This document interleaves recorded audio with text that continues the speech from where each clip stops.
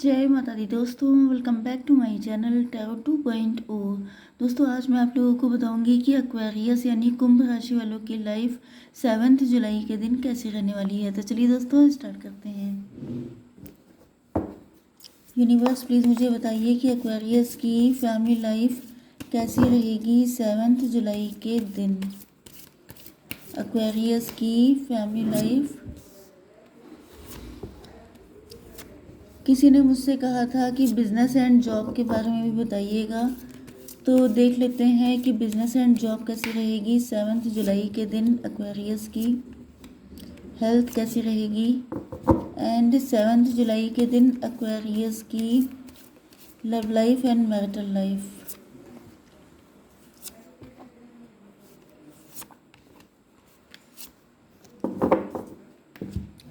अब थोड़े से मैं ये वाले कार्ड निकाल लेती हूँ आपके पार्टनर की करंट फीलिंग्स जानने के लिए।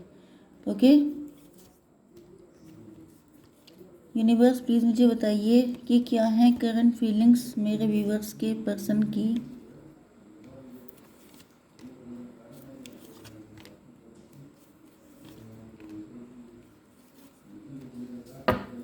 देखिए, बॉटम ऑफ द डेक में आ चुका है किंग ऑफ सॉर्ड का कार्ड। इसका मतलब ये है कि आप लोग या तो रिजेक्ट कर चुके हैं या आप काफ़ी नाराज़ हो सकते हैं अपने पार्टनर से, या ये एटीट्यूड आपके पार्टनर का भी हो सकता है कि ये काफ़ी ज़्यादा गुस्सा है। बाउंड्रीज बना ली है इन्होंने क्योंकि आप लोगों के बीच में किसी तरह की फ़ाइट हो चुकी है। ओके, कुछ लोगों के लिए आपके बहुत सारे लोग या तो मैरिज के प्रपोजल आपके पास आ रहे हैं, बहुत सारे लोग आपको अप्रोच कर रहे हो सकते हैं। इस वजह से आपके पार्टनर ने बाउंड्रीज बना रखी हैं, या इनको ऐसा फील हो रहा है कि बहुत सारे लोग आपको अप्रोच कर रहे हैं, मतलब आपके पास ऑप्शन की कमी नहीं है, तो इसी वजह से आप इनको एक्सेप्ट नहीं कर रहे हैं। ओके, आपके पार्टनर के साइन है यहाँ पे taurus, Virgo, Capricorn, Libra, Gemini, Aquarius, cancer, Scorpio, Pisces and Aries, Leo, Sagittarius. तो सारे साइन आ चुके हैं। इम्पोर्टेंट नंबर है आपके लिए 2, 10, 9, 2 अगेन, तो 10, 10, नो नो नो, 22 आपको दिखाई पड़ रहा हो सकता है, 22 आपकी एज हो सकती है, 8, 9, 5 एंड 99 आपको दिख रहा हो सकता है, एंड 7। ये नंबर आपके लिए इम्पोर्टेंट हैं। ओके, तो पहली चीज़ तो ये है कि आपके पार्टनर जो हैं, या तो इनकी लाइफ में फाइनेंशियल इशू चल रहे हैं, बहुत ज़्यादा उतार चढ़ाव चल रहे हैं इनके बिजनेस या जॉब में, जिसको ये मैनेज नहीं कर पा रहे हैं। एंड इनको समझ में नहीं आ रहा है कि इस टाइम पर इनको अपने फाइनेंसेस पे फोकस करना चाहिए या आप पर फोकस करना चाहिए, क्योंकि आप इनसे नाराज़ बैठे हैं एंड ये बहुत ज़्यादा कंफ्यूज हो चुके हैं। तो इन्होंने रिलेशनशिप को डाल दिया है सरेंडर मोड पर, क्योंकि इनको लग रहा है जैसे इनके हाथ का कुछ है ही नहीं। ओके, यस, या तो ये हो सकता है कि आपके पार्टनर की लाइफ में 2 पर्सन हैं, एक आप हो सकते हैं एंड थर्ड पार्टी भी हो सकती है। तो या तो ये बैलेंस बनाने की कोशिश कर रहे हैं तो बैलेंस नहीं बन रहा है। ओके, कभी अगर आप खुश होते हैं तो थर्ड पार्टी नाराज़ हो जाती है, वो खुश होती है तो आप नाराज़ हो जाते हैं। तो इस तरह की कंडीशन भी हो सकती है एंड आपके पार्टनर अपने आप को हेल्पलेस फील कर रहे हैं, जिस वजह से इन्होंने कनेक्शन को बिल्कुल सरेंडर मोड पे छोड़ दिया है। इनको पता है कि इनको आपसे बात करनी इम्पोर्टेंट है। अगर ये चाहते हैं सिचुएशन में बैलेंस लेकर के आना, तो सबसे इम्पोर्टेंट चीज़ ये है कि ये आपसे बात करें। तो ये आपको साइन या जेस्चर के थ्रू अब तक चीज़ें बताते रहे हैं।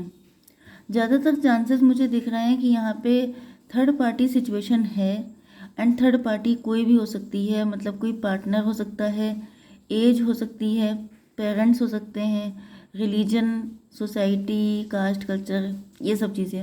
ओके, कोई भी हो सकती है थर्ड पार्टी। तो इनको लग रहा है कि क्लियर कट आपसे बात करनी पड़ेगी तभी चीज़ें सुलझेंगी, अदरवाइज़ ये चीज़ें कभी भी ठीक अपने आप नहीं हो पाएंगी। मतलब इन्होंने सरेंडर किया था, इनको लग रहा था कि जब सही टाइम आएगा तो चीज़ें ऑटोमेटिकली ठीक हो जाएंगी, लेकिन अब इनको दिख रहा है कि इनको हिम्मत दिखानी पड़ेगी, अदरवाइज़ ये ऐसे ही सिचुएशन ख़राब होती चली जाएगी।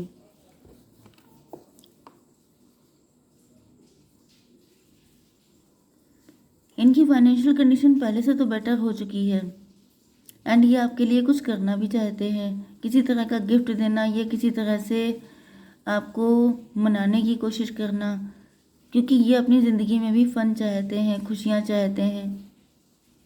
यस, इनको भी लगता है कि इनकी लाइफ में भी मतलब अब इनकी फाइनेंसेस ठीक हैं तो थोड़ा सा इनकी लाइफ में भी सुकून होना चाहिए, एक एडवेंचरस लाइफ होनी चाहिए, मस्ती मज़ा होना चाहिए। तो ये कहीं ना कहीं आपके साथ या तो कोई ट्रैवलिंग प्लान कर रहे हैं या तो फिर ये आपको कोई गिफ्ट देने का सोच रहे हैं एंड उनको पता है कि उसमें भी रिस्क हो सकता है, क्योंकि यहाँ पर आप इनसे काफ़ी नाराज़ हैं। ये भी हो सकता है कि आप लोगों के बीच में कोई फ़ाइट हो गई थी लास्ट टाइम में, उसके बाद से आप नाराज़ हैं, आपने बातों को दिल से लगा लिया, तो ये सोच रहे हैं आपको मनाने की।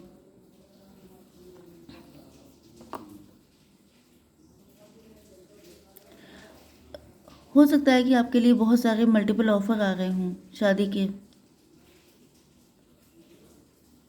ओके, आपके पास मैरिज के बहुत सारे ऑफर्स आ रहे हो सकते हैं, लेकिन आप किसी को भी एक्सेप्ट नहीं कर पा रहे हैं, क्योंकि आपको लगता है कि ये ऑफ़र कहीं आपको कोई नुकसान ना पहुंचा दे, कहीं आपको, अगर आप लोग डिवोर्सी एंड सेपरेटेड हैं तो हो सकता है कि पास्ट का कोई ट्रॉमा है, मतलब आपकी जो पहले की मैरिज थी या आप किसी के साथ कनेक्ट थे, आपने किसी से मूव ऑन किया है, तो ऐसी कंडीशन में हो सकता है कि आपके अंदर एक डर भर गया है।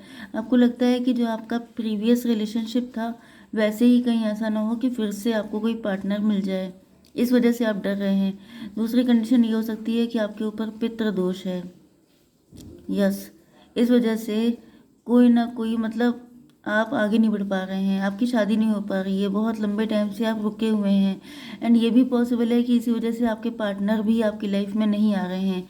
देखिए, जब ऐसे कोई दोष होते हैं तो ऐसा नहीं होता है कि मतलब गलती तो देखिए हमेशा किसी को डाली ही जाती है, तो वो हो जाती है कि आपके पार्टनर नहीं आ रहे हैं या ऐसा कुछ है, लेकिन कभी कभी प्लैनेट्स की भी कंडीशन हो जाती है, कभी कभी इस तरह के दोष भी हो जाते हैं, कर्स भी हो जाते हैं, बहुत सारी चीज़ें एडिशनल तौर पे चलती हैं। तो यहाँ पर आपको अपना चेक करवाना चाहिए कि कहीं ऐसा तो नहीं है कि कोई पितृदोष लगा हो, कोई ऐसी चीज़ लग गई हो जिसकी वजह से शादी नहीं हो पा रही है। ओके, अब देख लेते हैं आपकी बिजनेस एंड जॉब। तो यहाँ पे आप लोग रिसर्च डिपार्टमेंट में हो सकते हैं, पीएचडी कर रहे हो सकते हैं, आप लोग प्रोफेसर हो सकते हैं, आप लोग एनालिटिक्स में हो सकते हैं,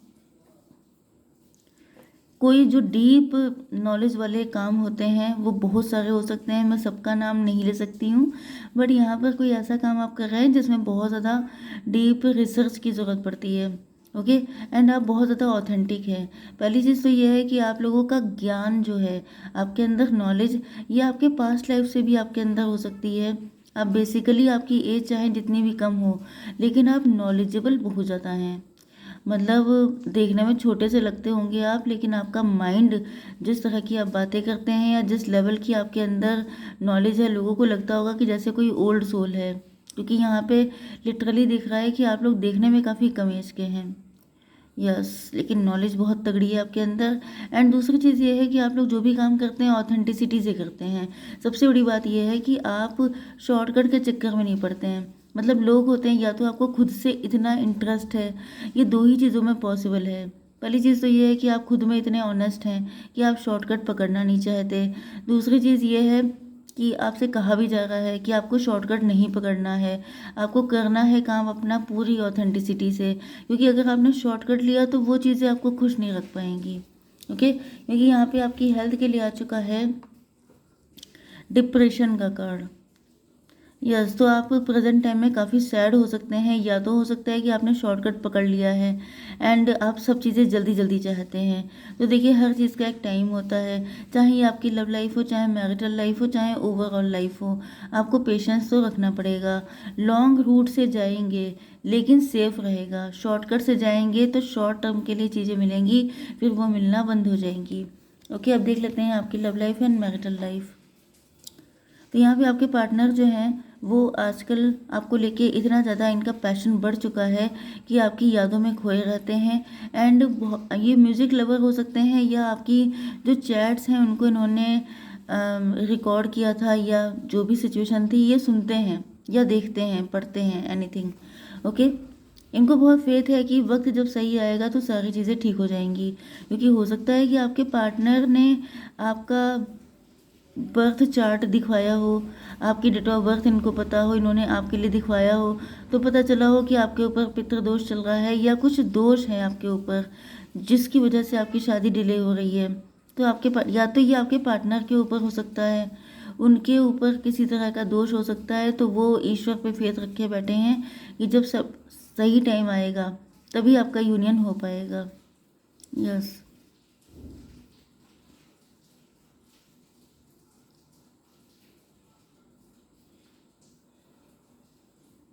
आपके पार्टनर भी काफ़ी दुखी हैं कि इतना डिले क्यों हो रहा है, चीज़ें ठीक क्यों नहीं हो रही हैं, जैसा सोचा था वैसा कुछ भी होता नज़र नहीं आ रहा है। मतलब इन्होंने सोचा था कि टाइम से ही आ जाएगा, एंड इन्होंने बहुत श्रद्धा भी रखी थी। देखिए पहले ही कार्ड सरेंडर का आया है, मतलब शुरुआत से बहुत ज़्यादा स्पिरिचुअलिटी को साथ लेके चल रहे हैं, एंड इनको बिलीव था कि सारी चीज़ें टाइम आने पर लाइन अप हो जाएंगी। लेकिन ये बहुत ज़्यादा परेशान है खुद भी कि आखिर चीज़ें ठीक हो क्यों नहीं रही हैं, अब तक तो सब कुछ ठीक हो जाना चाहिए था।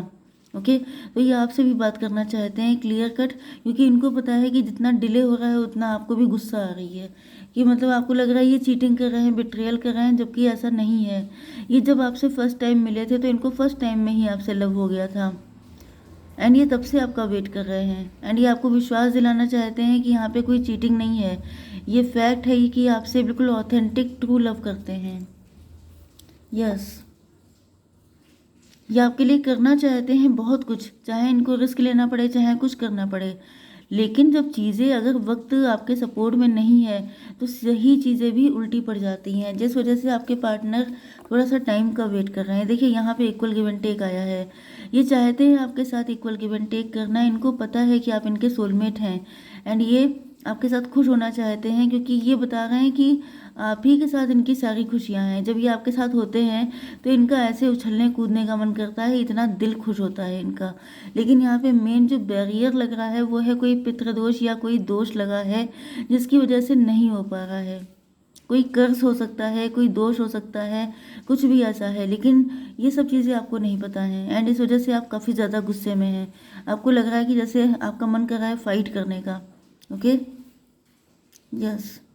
लेकिन आपके पार्टनर आपकी वैल्यू बहुत करते हैं, एंड ये आपको बहुत ज़्यादा लव करते हैं। मुझे तो यहाँ पे कोई नेगेटिव चीज़ दिखाई नहीं पड़ रही है।